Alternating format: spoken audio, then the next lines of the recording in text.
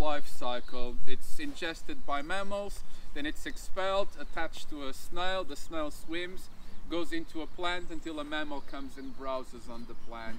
If the mammal after that is us, it's quite harmful for humans.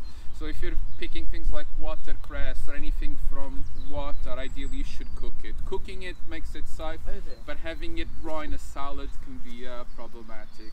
Nature reserves. The Wildlife and Countryside Act says that on common land you're allowed to pick from the 4 F's for personal use. The 4 F's are going to be fungi, so mushrooms, and then foliage, flowers and fruits. So the leaves, the flowers and the fruits, the aerial parts of plants, but not the roots. It's illegal to uproot plants. The very young mushrooms, the little ones that haven't really developed yet, give them a chance to at least release some spores. Something you tend to find in woodlands. It's more of an ornamental plant. It's this shrub growing in here. It's called flowering currant. It's a plant from North America that is used in landscaping. So you see it in people's gardens, but quite often in parks, public parks. My best spot for this plant is actually the car park of a Sainsbury's. I'm not going to say which one, but there's just a verge with tons of this, and that's what I usually go to pick because it's growing plenty in there. Here there's only like 1 or 2 plants. It probably escaped from someone's garden, and that's why it's growing here. And it's a shrub. You can see it won't grow much taller than this, but if you have ever seen currants, black currants, you'll find out that the leaves are very similar in shape. And when you crush the leaves, if you touch them and crush them, you'll find out that they have a strong smell. If you do like it, you can use it for teas, for example, for infusion. In a salad, at least I don't like to use it. However, the good crop of this plant is the flowers. So these beautiful pink flowers that you're seeing here, I'm going to ask each one of you to pick one little flower and try it. Almost like a blend between black currant and oregano. It's the flavor that I get.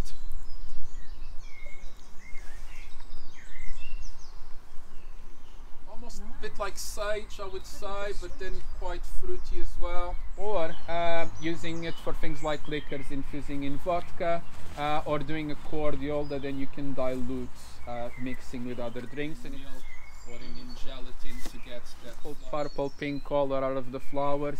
But a few days after, it just starts fading away. So if you want to make use of that color, you need to use it quite quickly. This is an early spring crop.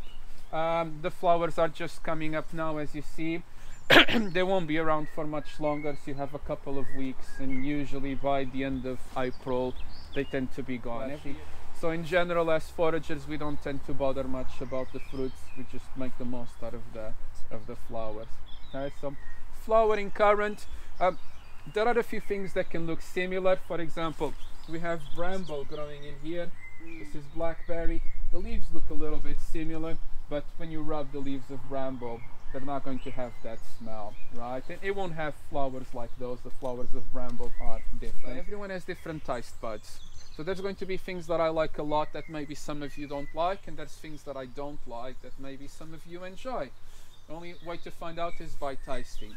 And this is one of those plants that often divides people. It has a strong flavor that some people find a bit soapy. I like the taste of this plant. Most people don't, but I had a walk where the 15 people on the walk actually liked the flavor of these shoots. I was really surprised because most people don't. I usually just pick them like this, these young shoots. You see that the little thorns are like developing, but at this stage they're really soft and tender, so you don't need to worry about them prickling you. And you can throw this in a salad if you want, but I usually just throw it into stir fries.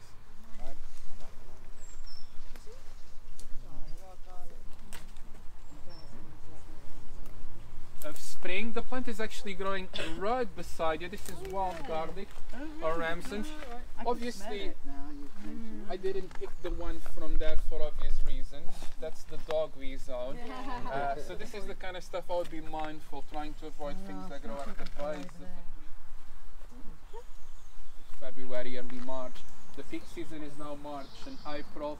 In May you can still find some, but once you get to mid-June it's pretty much done. UK, one thing we can say is if it smells of garlic or onion, it's edible, because all the plants in this family are edible, and there's 2 plants that aren't in this family that smell of garlic, but those are also edible. Okay, so being a spring plant, in terms of habitat, this is a plant that likes shade, so you can see it's doing well on that side where it gets like lots of shade. In woodlands, it likes shaded and damp locations, so usually broadleaf woodlands, river banks, hedgerows, so shade and damp. You're not going to find it, for example, in a pine woodland. That's a little bit too dry of the leaf. So parallel to the midrib. And when you're looking at the plant growing, you'll see that each one of them is growing directly out of the soil. So each one of it is just shooting out of the ground by it. Hello there, how are you? Alright, thank you. Hello. Thank you, good. Thank you.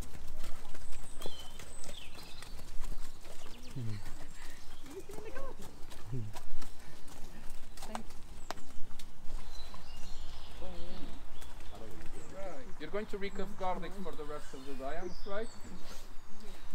But at least all of us here do. So, onions, you can chop it up on top of eggs, use it in soups. Today we're going to do some wild garlic pesto. It's a winning recipe for wild garlic. Lords and ladies, this is a severe irritant. All parts of the plant contain calcium oxalate crystals, which are like little shards of glass. People that have nibbled this by accident usually say that it's like feeling paper cuts in your mouth. Okay? Not dangerous to an adult because you'll spit it out, but there's a case of one child that died because her throat got so irritated that it started swelling and it blocked the airways. Okay?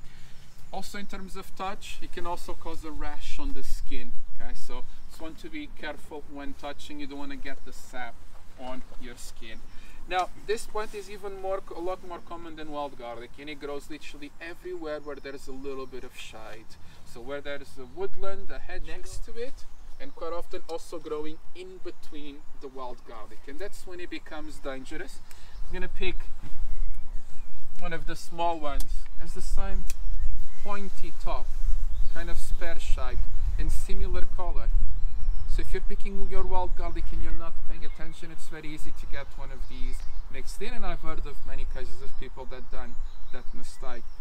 Lords and ladies, at the bottom, unlike the wild garlic, splits onto these 2 tiles. And the key identifying feature here is that the tiles have a rounded end, so they're not pointy and sharp, it's rounded. Garlic, it's spare shaped, it doesn't have these tiles. And the berries, like the rest of the plant, also have these calcium oxalate crystals, so definitely not something for us to nibble. Nettles are one of my favorite plants. It's a really versatile plant. It's really common. It's one of those that everyone knows what it is, and it's really nutritious as well. Nettles have a lot of different vitamins. They're particularly good, a good source of calcium and iron. They have a lot more iron than spinach, for example. And while spinach has a lot of oxalic acid, which isn't great for some people with kidney issues, nettles have a lot less oxalic acid, so much safer plant in that aspect. And they also have a lot of protein for a green plant. 25% of the dry weight is protein. That's a fairly good amount for a green plant. Now, of course, nettles are one of those plants that don't like us, so they come equipped with stings. It varies a little bit from location to location. Some nettles are a bit more vicious than others. These are looking quite prickly. But the good thing about the stings is that they're very easy to get rid of by cooking the plant, for example. Only takes a few seconds if you're like boiling or steaming, stir frying.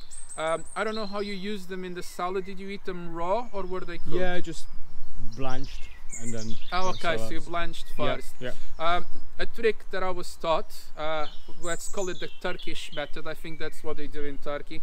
Put them on top of a table, get a cloth on top, and then use a rolling pin to crush them well. And that way you can use them raw if you want. They will have more flavor, of course, and more nutrients. But lovely in a soup. You can just steam them and then dress them with olive oil, salt and pepper. Makes a nice side dish. Goes well in stir fries. I've had ravioli filled with nettles, nettle risotto. I've made nettle pesto. It's actually quite nice. Needs a good pinch of lemon juice, but it's quite nice. I've made hummus with nettles as well. So on top of your chickpeas, add a good handful of steamed nettles. Works really nice. And apart from savory dishes, you can also make a lovely cordial out of it. It's actually quite fruity once you add the sugar. I've seen people that do nettle sponge cake as well. I'm not very talented with baking, to be honest, but if you are, worth trying things like that. So really versatile plant. Now with nettles, what we usually want is just the top of the plant. These are the best things to collect. So the top leaves and shoots of the plant. You can gather a few of the larger leaves below if you want, but I wouldn't use the stem. The stem is quite tough and fibrous. In fact, the stems of nettle have been used for other things. Strings, ropes and textile fibers. It's the tender tops that you want. And a good thing about the plant is that once you pick these tender tops, you come back a couple of weeks later and you have brand new tops. Spring, early summer, if it's not cut, it grows a bit taller and it goes into flower. The flowers of stinging nettles are little clusters drooping down in an arc. When it's in flower, the chemistry changes and the plant becomes an irritant, so usually we don't use the plant when it's in flower. Once it produces the seeds, you can eat the actual seeds. They're like little tiny granules.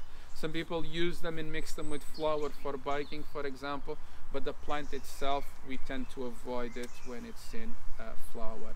So even in summer, you can find new tender tops of nettles growing throughout the year. Or if it's in your garden, very easy to deal with them. Just trim them back, give them a week or two, and you'll have new tender tops growing. It's obviously wearing gloves. There's no secret in there, but you can gather nettles without getting stung very easily. You get stung when you bruise against them gently. If you use the hard parts of your index and thumb finger and you pinch them quickly, you can pinch them without getting stung. And then what I can do is, again, using the hard parts of my fingers, I'll just roll them like this. And you can crush those things without getting stung. I think it's healthy to get stung. Well. Yes. A lot of people have done it deliberately because it stimulates your blood flow. So if you have like arthritis, people sting themselves around the joints, and that takes away the pain and increases mobility for quite a few minutes. So I've had people doing that on the walks and it works. It also helps warming up. So it's something that people do. And the stings themselves have a little bit of dopamine, the hormone of happiness. I'm not saying if you're feeling sick you should roll on a patch of nettles, but it's not going to harm you. Okay?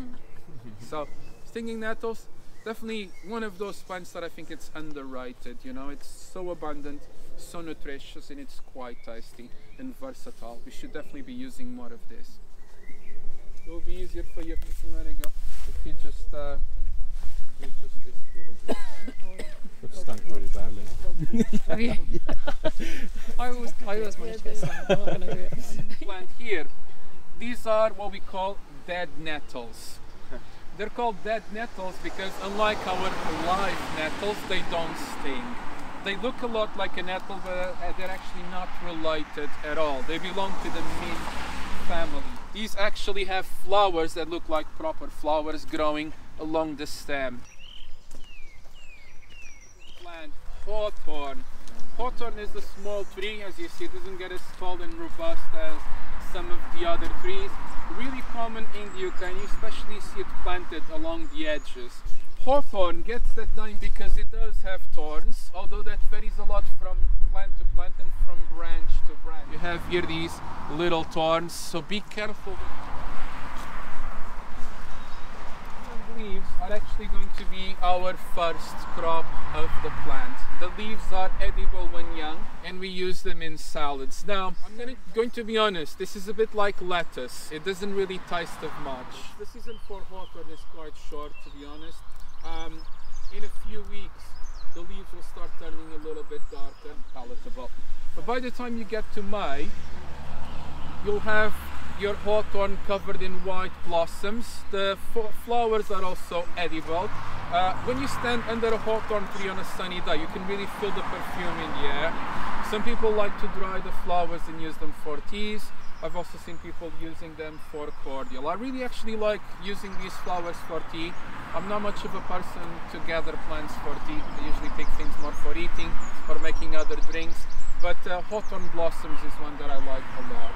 But I usually tend to leave most of them behind because my favorite part is the last crop, the berries. So by the time you get to end of August, you'll see little red berries developing.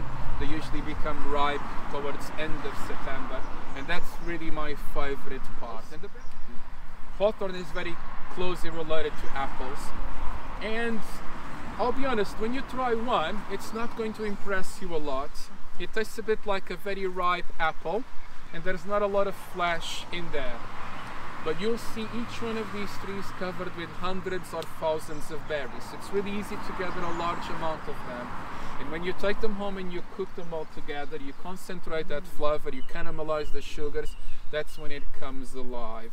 It makes a lovely jelly. The flavor is really good.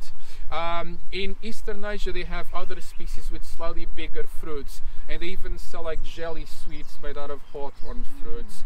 And one of the reasons why they're really good for that is that apart from the flavor, they have a lot of pectin. So fruits like apple, quince, hawthorn, they have high concentrations of pectin.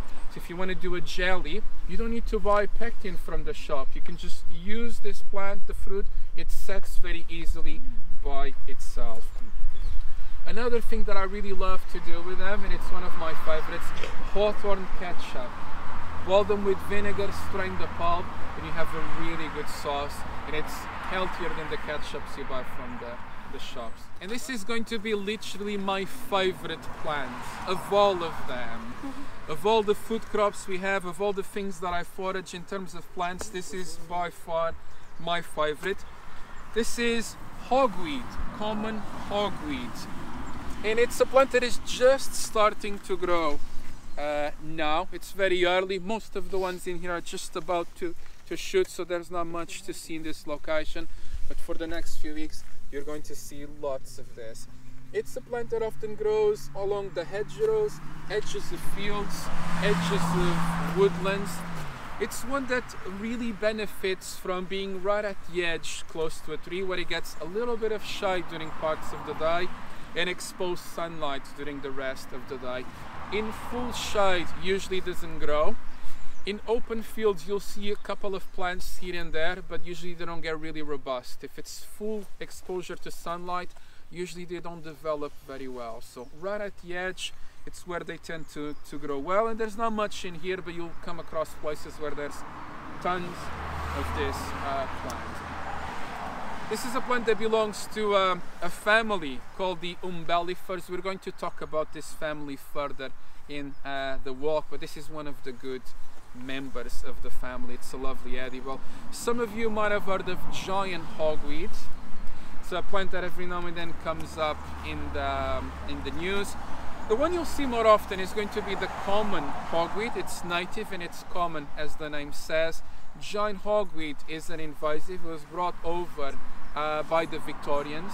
It's a really beautiful plant to look at, but it became invasive, and it's one that we need to be careful. Is that got the huge leaves? Exactly. Giant hogweed is fairly similar to this plant. It's closely related, but as the name says, it's going to be like a version of this on steroids. All parts of it are going to be a lot bigger. And what's the issue with giant hogweed? Now, giant hogweed is not technically poisonous.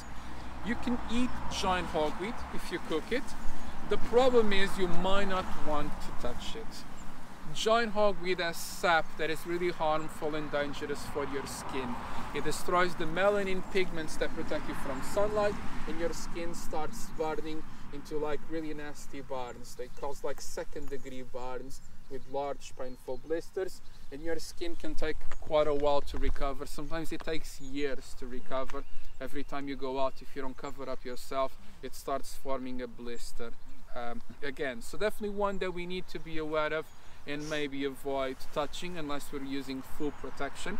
With common hogweed, as you can see, I have no issues touching the plant. I'm even okay getting the sap on my skin, but that's not to say that the plant is completely harmless. Some people do get a mild reaction to this plant. If you have really sensitive skin, especially in sunny days or as we get towards the end of spring, early summer, it might be better to pick hogweed with gloves. Okay?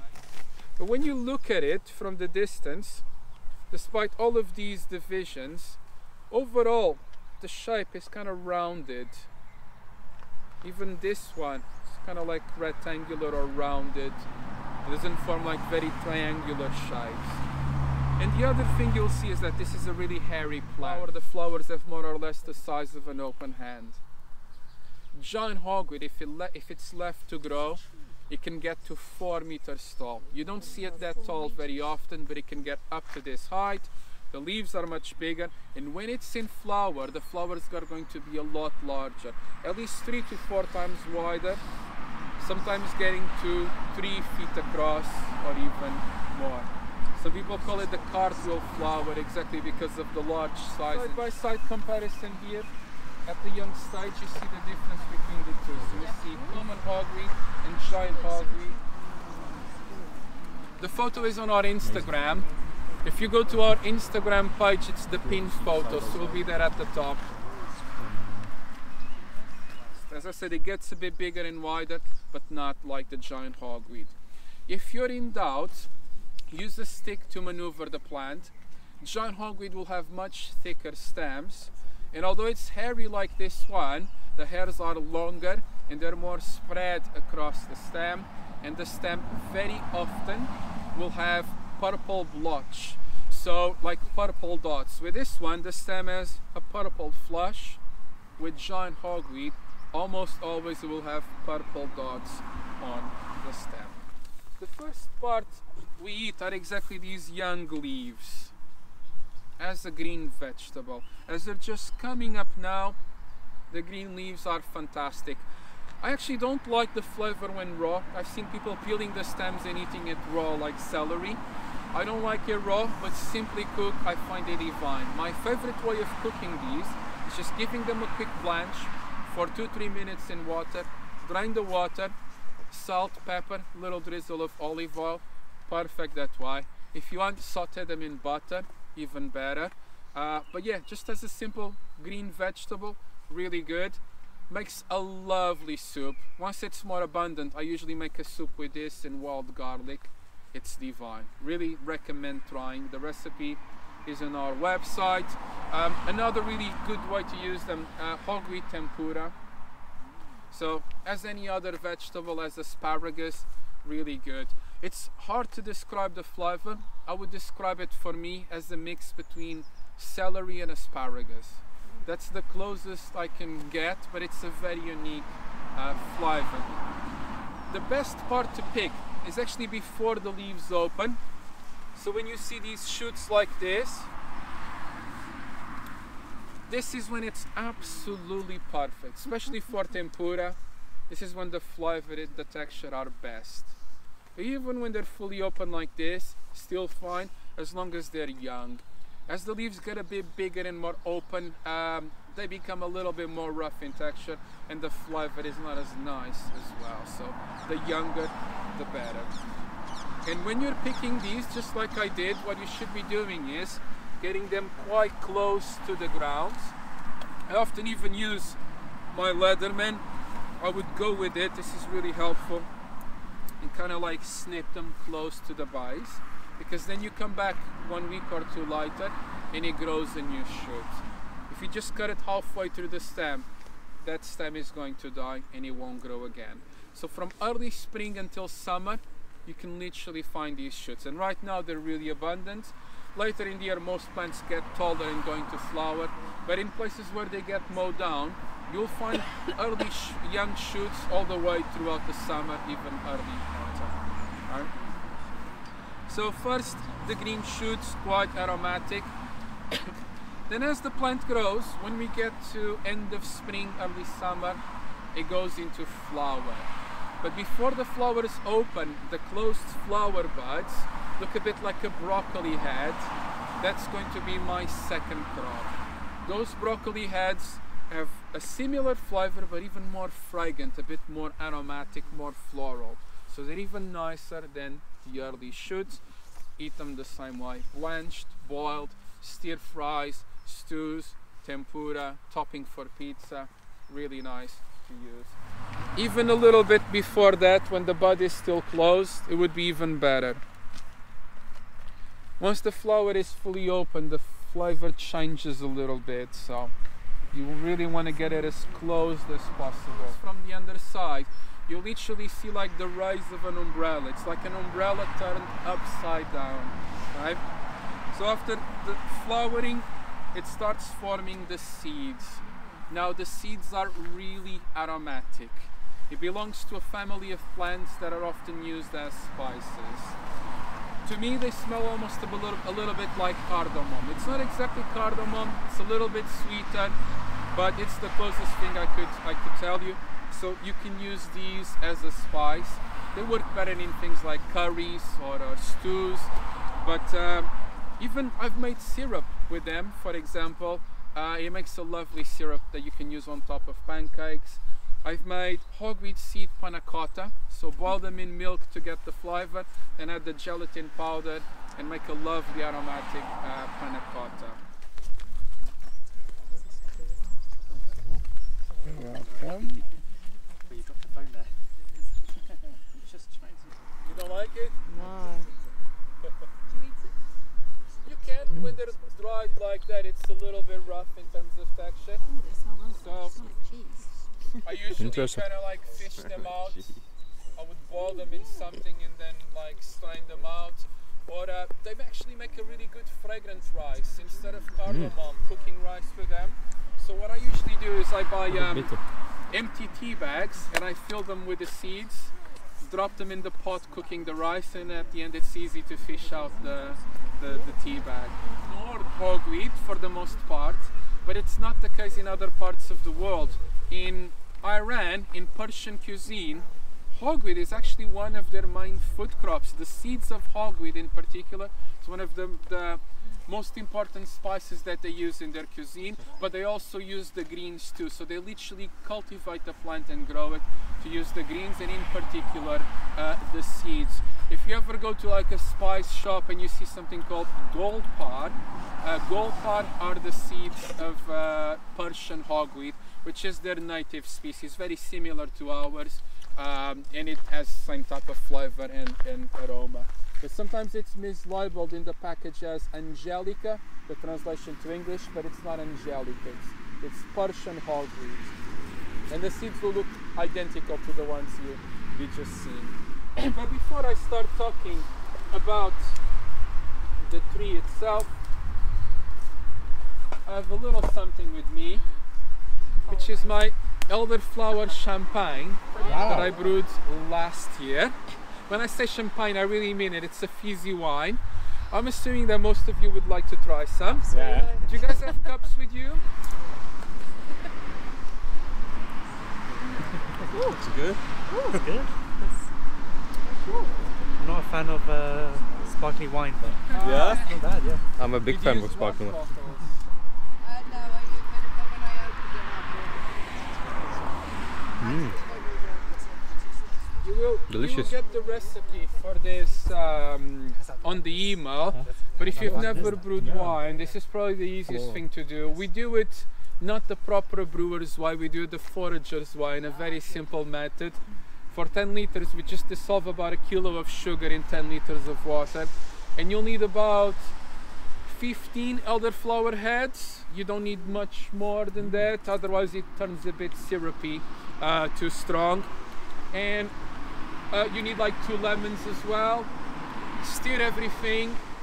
Usually it starts fermenting by itself because the flowers have yeasts on them, but if it doesn't, just throw brewer's yeast and it will start fermenting. And after 4 days, strain the solids, and then we put it in plastic bottles where it continues to ferment, and after a week it's ready to drink. Why plastic bottles? One thing you'll see is that as it ferments and it forms gas, you see the bottle swelling, and it's very easy to unscrew and release the pressure. During the first couple of weeks, you need to keep an eye on it and check it at least once a week to release some pressure. If you use glass bottles, they will explode, right? And as you leave the bottles, try to leave them in a cool place. Don't leave them like next to the heating, for example. If it's warm, it can still explode. I've had 1 year where even the plastic bottle exploded. It was really warm that summer, so that year even that way it went. So the downside is that this is ready quite quickly, but it's not going to last very long. At most it keeps for a year, but you can see that this one doesn't have much gas already.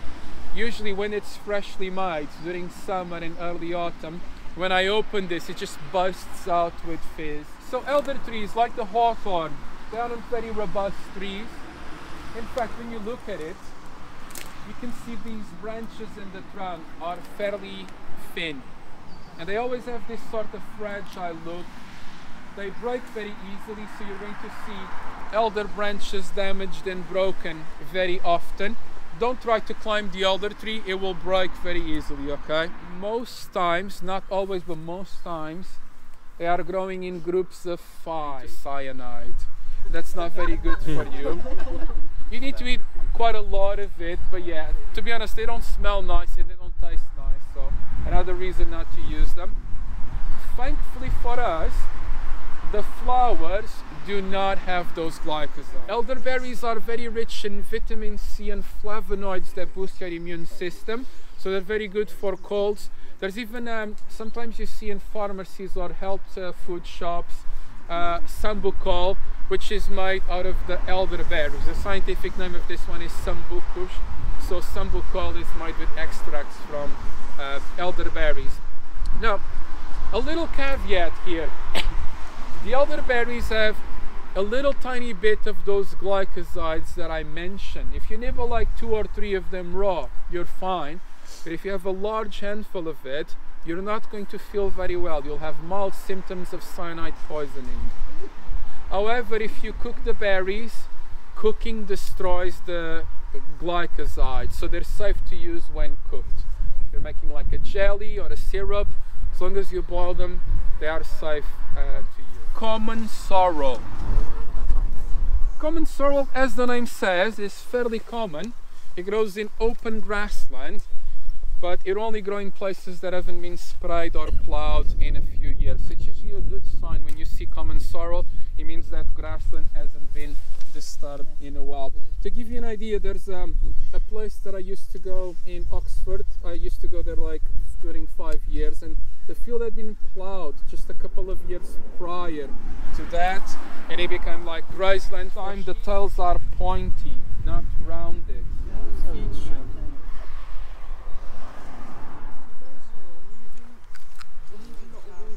Very lemony. Yeah. The cultivated ones are all much bigger. Rhubarb in particular has an even higher amount of oxalic acid, and if you're a healthy person, a moderate amount of oxalic acid is not harmful. I mean, all of us can eat spinach without problems, but when you have issues with your kidneys, it's not good at all to eat things with high amounts of oxalic. It's actually a recipe from Eastern Europe, from Ukraine in particular. It's usually cooked into a soup, like a potato type of soup, and then a few handfuls of this, and you can blend it, and the sourness works really well in that savory dish, really brings it alive, and it's really tasty.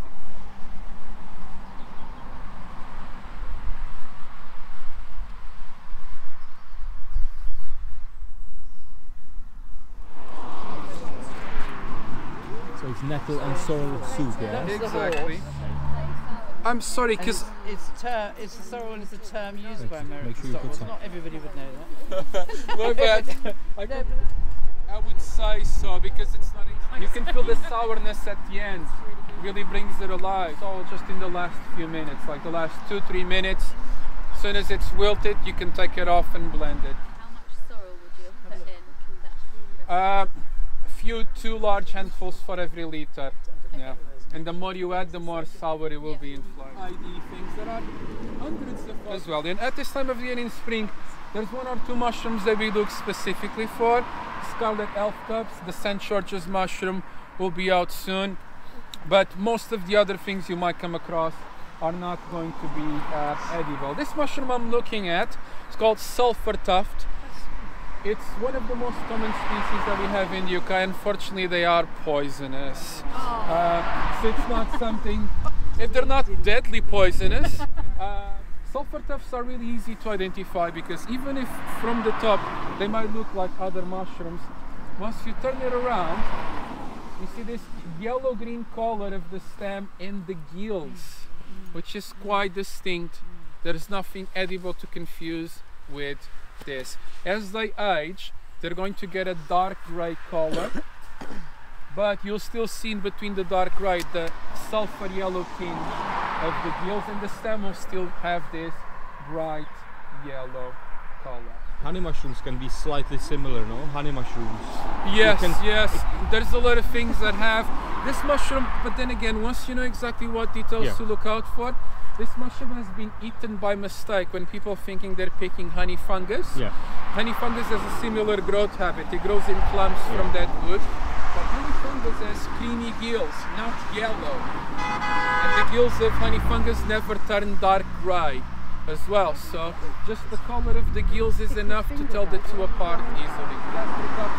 So people look at it in plant of the day. If you guys could share that one, please. Share. Anything else? Coriander, yeah. Yeah, but kind of within the same ballpark. Yeah, I get that. Carrot? Carrot tops, yeah. Well, not a coincidence. All of these plants that you mentioned are closely related. Call it the carrot family because it includes carrots. It includes a bunch of different things that you're very familiar with. Don't crush it yet, because we'll need to look at the little details close. Where was I? Includes a bunch of things you're familiar. So carrots, parsnips, celery, parsley, coriander, fennel, dill, caraway, cumin, lovage, aniseed, the original aniseed, not the star aniseed. So these are just examples of some of the many plants in this family that we grow as food. And when we're out foraging, there's going to be a few really good things that belong to this family that we look out for. For example, common hogweed. It's a plant in this family. So remember I just mentioned fennel, dill, coriander, caraway, plants with aromatic seeds, like the hogweed, as well as very aromatic seeds. However, not all is good. The most dangerous things you will come across on the northern hemisphere are exactly members of this family. One of the deadliest things you can come across is poison hemlock. A member of this family that actually looks a lot like this one that you're holding. And just to give you an idea, and I'm going to compare it, for example, with mushrooms. The deadliest mushroom you could find in the UK is the dead cap. The dead cap, the name says it all, but the dead cap slowly destroys your kidneys. It takes about 3 to 5 days to kill you. If you detect the poisoning go to the hospital within 2 hours of having ingested, you do have reasonable chances of surviving. You might need a new kidney, but at least 30-35% of people that eat the dead cap end up surviving. Which I know it's not a lot, but it's more than 0%.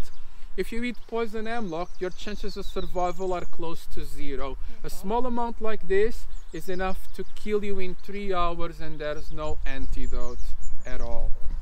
Right? This that we're holding is called cow parsley, or also wild chervil. It's closely related to the chervil that you find, for example, in herbs de Provence. And while this one is edible, this is not a plant that we recommend to the beginner forager because it looks so much like the deadly poisonous members of the family. This is really common and abundant. Poison hemlock is not as abundant, but it is a fairly common plant. Actually, it used to grow quite a lot here on the common, especially on the edges along the road, but they made an effort of removing it because it's also toxic for the animals. So because of the horses, they got rid of the poison hemlock. Otherwise, at certain times I've been here, I've literally had the two plants growing side by side, the leaves of one intertwined with the leaves of the other. what you should avoid. Right? They are the most deadly plants that we have in the UK, and they are fairly common. Poison hemlock tends to prefer more disturbed ground. This will grow cow parsley in every woodland edge of the UK. Poison hemlock often does very well along motorways, for example. It likes that dry, disturbed ground. But as I said, I've seen them side by side a couple of times. We've even taken pictures and videos to our social media. Things like hogweed are actually the safe members of the family because the leaves of hogweed are very different. They're bigger, more rounded, have a different shape. As the groove shape, a bit like a celery stick. You see like the groove shape, like a U shape, but it's pretty much rounded and closed. Now for the next one, you're gonna have to look very closely against the light, but you will see that there's little tiny hairs along the stem and underside of the leaves. It's kind of downy, like common hogweed, but with hogweed they were more robust. What you see is that it fades from purple to green. It's like when you find poison hemlock, it's going to have purple blotches on the stem, so very obvious. Fingers and you smell it. It smells a bit like grass but with hints of carrot. That's the smell I get. It's a really unpleasant smell. Some books describe it as smelling like mouseweed. Purple blotches like the poison hemlock. Okay, so one feature is not enough. You need to make sure that everything is matching. Then you have hemlock water dropwort, which is even more poisonous. That one grows by the water, smooth and shiny, no hairs. The leaves are almost a bit like celery, and it smells like celery, but it's really deadly. Okay? So that's why I say that with this family of plants, try to identify, but until you're really confident with this family of plants, it's not something you should asphyxiate to that. And it takes about 3 hours from ingestion for example, if you're making a stew as a seasoning herb, this works really well.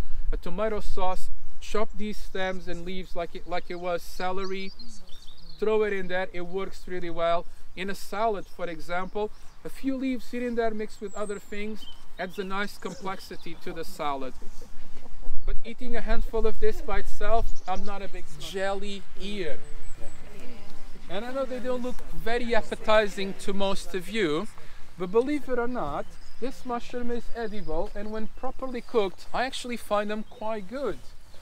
This is actually the most common edible mushroom that you can find in the UK. A lot of mushrooms are quite picky about the season, but this is one that grows all year round. Similar, but there's two things that set these aside. Number one, always growing from dead wood, like a branch or a trunk of a tree, most of the times elder.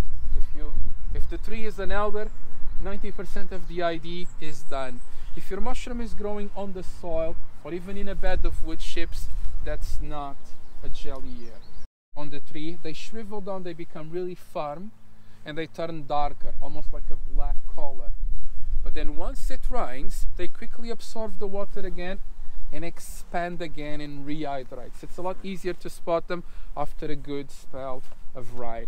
I'm gonna pass it around, and then we'll talk about how I like to use them in the kitchen. These have been rehydrated, soaking up flavors. So it benefits from being cooked in dishes, but for example, there's like a broth with spices that absorb the flavor, and they really gain that flavor. The texture, it's not as bad as you would think. In fact, well cooked, I actually find that they're actually quite crunchy in the middle. They become firm, and I usually like to give them a little boil first. If I'm using them in a stir fry, for example, I find that giving them a very quick boil first turns them slightly firmer and crunchier than if you just boil them. But the ways I've seen them used, mostly things like soups. Imagine like a Chinese chicken soup or like a hot pot where he like boils with all the different spices and herbs and it gains that flavor, or stir fries, for example, Malaysian curries, so they really absorb that sauce. A really funny way that I like to use them, though, very different from that, is infusing them in fruit juice. and then dipping them in chocolate, and you have a mushroom jelly sweet. And if you do it with orange juice, it's almost like a Jaffa cake in terms of texture. And fruit juice and then in chocolate. exactly, yeah. Or you can do, for example, some spiced vodka. Infuse them in the juice, like leave them Exactly, sitting there. so that they absorb the juice. If you pick them like this, ready to be cooked, but if you have plenty, best way to preserve them is to dehydrate them. And with most mushrooms, you want to use a food dehydrator, but this one dries really easily. So if you just leave them on a paper towel by the windowsill, they dehydrate overnight, and once they're very firm and brittle, you put them on a jar well sealed, and they last for a very long time. When you want to use them with these, throw them in water, in liquid, and after like 5-10 minutes you've seen them like grow and expand.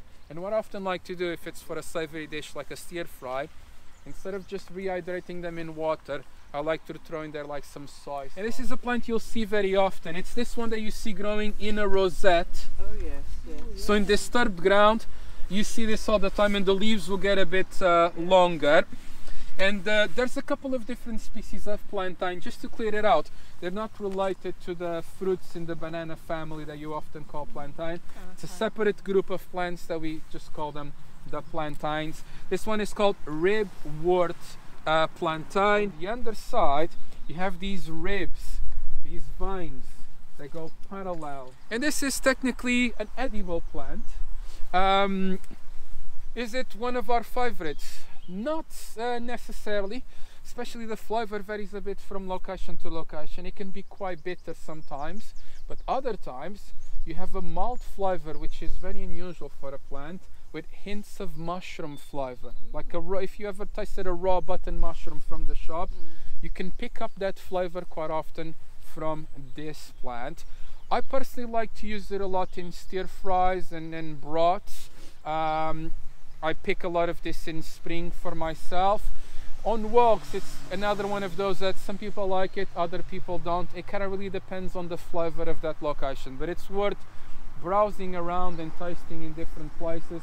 And when it's really hot and dry, expect it to be a little bit rougher and more tea. Or you can like crush it and use the sap on your skin. If you have like a cut, you can use it to disinfect the cut. And it's also an emollient to the skin. It soothes the skin. So if you have a nettle sting or an insect bite, this is the one you want to crush and rub on the skin, and it helps calming it down. One of my colleagues even made like a little balm out of this, infused it in coconut oil, and it has like a balm, so when he has like an insect bite or something, rubs it in there to calm down. This is the greater plantain, a close relative, of the same properties. With these dark flower heads here in particular, they have a really strong mushroom flavor, much more than the leaves. So this is something that you can pick and use in salads. It does have a really strong mushroom flavor. Only tastes of mushroom when raw. If you cook it, it loses that flavor. So you gotta use it raw to get that flavor.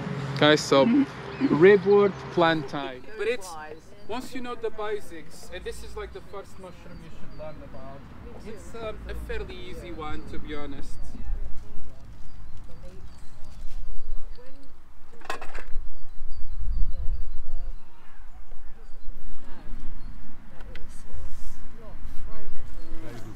Done it a few times. Yeah.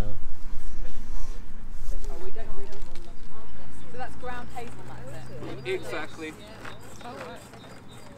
With garlic pesto, I prefer hazelnuts. Pine nuts are a little bit sweet, I think, for garlic, but you can try anything. A lot of people I've heard saying that they really like to use Brazil nuts. I don't really like Brazil nuts, so I've never tried. But yeah, you can try different things. And did you ground those, forage the hazelnuts and ground them? Not these. I do forage a handful of hazelnuts every year, but never enough to last me through the year.